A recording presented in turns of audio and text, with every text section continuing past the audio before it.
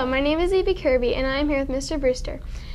I'm here to have an interview with him about making his mark as Paoli Superintendent. Mr. Brewster, what do you do as Superintendent of Paoli Community Schools? That's a great question, EB, and that's actually a question that I get often, and mostly from students, because although I think that many adults have some idea, there's probably a similar question that many adults would like to know an answer to that.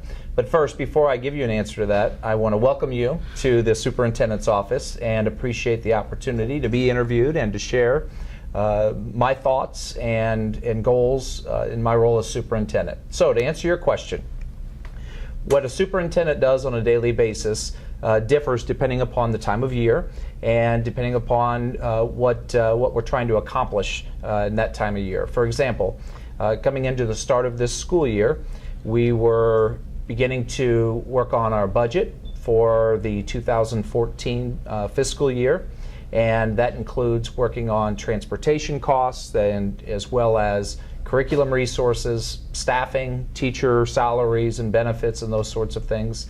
And so that process we're now concluding with the adoption of our 2014 budget. That did take quite a bit of time, but that now is going to be going into implementation stage instead of planning. In addition to that, the superintendent is responsible for, at least at Paoli, is responsible for staffing our schools as well as the various departments: custodial, maintenance, cafeteria, groundskeepers, and so there's quite a bit going on as far as verification of licenses, interviews, and recommendations to the school board. Speaking of the school board, the superintendent's role is to educate the school board on legislation matters, things that may be changing in the area of public education, as well as recommending policy and staff to be hired. Throughout the day, on a given day, today for example, I spent about 45 minutes on a go-to-meeting, a webinar type meeting with a bus transportation company and looking at and evaluating software for transportation needs.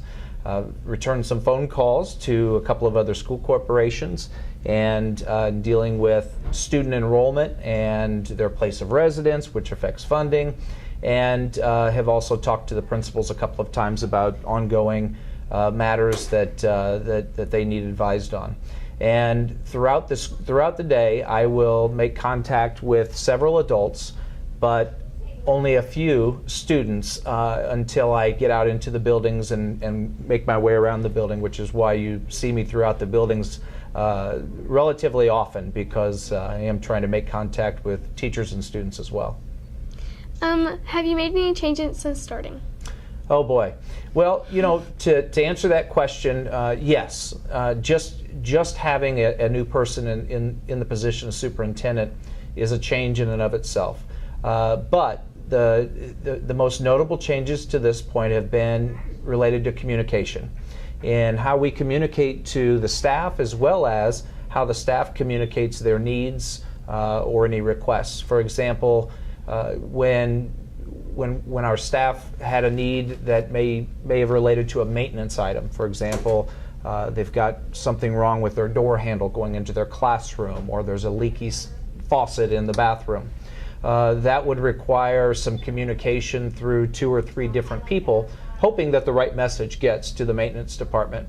And oftentimes there really wasn't anything as far as feedback on when that might be fixed, whether there's parts ordered, and so it was not real efficient.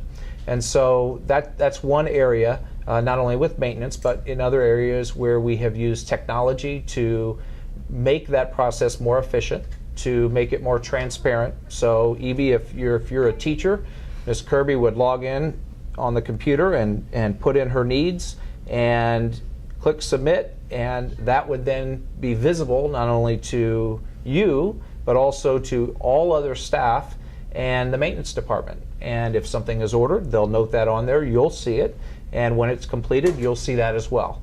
And so that's one area in maintenance, as well as requisition of supplies and resources that we've improved.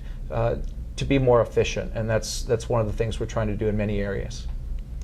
What are the differences between your old job as principal and your new job?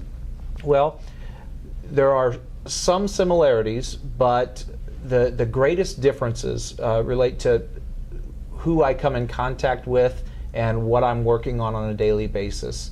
Where a year ago, as building principal, I would be working with teachers in identifying what needs they had, or students and what needs they had, in order to provide the resources needed for instruction, for learning, as well as coordinating the activities within the school. As superintendent, I'm one step removed from that, and now am coordinating with the building principals what their needs are for their school, and am helping the building principals as well as the directors of maintenance and cafeteria and technology, and again coordinating the efforts of all of those folks to assure that we have all the resources in place and that we're operating as efficiently as we can. And so it's working with different people, and the greatest difference is that I'm not in contact with students as often or as much. What do you like best about your job so far, and what is the hardest part? What I enjoy most at this point is having the opportunity to work with the people that I'm working with, including those away from Paoli, whether it's in the Department of Education in Indianapolis or school leaders in other school districts. What I struggle with the most is finding time to spend with kids, having just informal conversations, checking in with them. And so that's one of my challenges and goals, is to spend as much time as possible with students and teachers in the classrooms and in the hallways of the schools. Why did you decide to become the superintendent? Well, becoming a superintendent was a goal of mine as I look back to about 1998, 1999, when I was a teacher in Greensburg, Indiana, and began to take classes to get my credentials to be a building principal.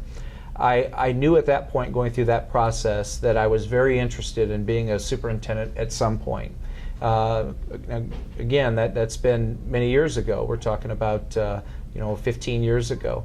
And so in working through the ranks of administration as assistant principal and to principal, I continuously kept abreast of the latest information as far as what I would need to know to be prepared to be a superintendent, and felt that I could make an impact on a school corporation in addition to just one building, and that I could do that while maintaining positive and close connections with all of the folks involved.